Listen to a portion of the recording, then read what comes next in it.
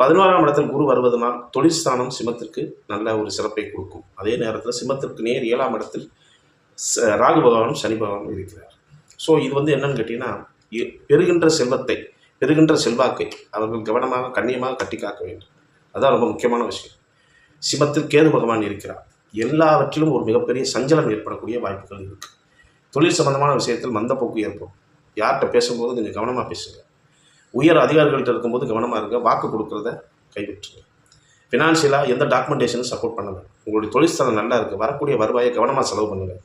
அது சுப செலவாக மாற்றுவது உங்கள் கையில் தான் இருக்கிறது. மனைவி ஸ்தானம் கொஞ்சம் பாதிக்கப்பட்டிருக்கிறது. ஆகவே குடும்ப ஸ்தானத்தில் இருக்கக்கூடிய பாதிக்கப்பட்டிருக்கக்கூடிய அன்பர்கள், சிம்மராசி அன்பர்கள், மனைவி இடத்தில் அவர்கள் சார்ந்த அனைத்து விஷயங்களிலும் கொஞ்சம் கவனமாக இருக்க வேண்டும். மற்றபடி இந்த குரு பயிற்சி என்பது ஒரு சாதாரண பலனை கொடுத்தாலும் உங்களுடைய வாழ்வில் வசதியை கொடுக்கிறது. அந்த ஒரு வகையில் நிம்மதி. கவனமாக செலவிட வேண்டும், கவனமாக இருக்க வேண்டும்.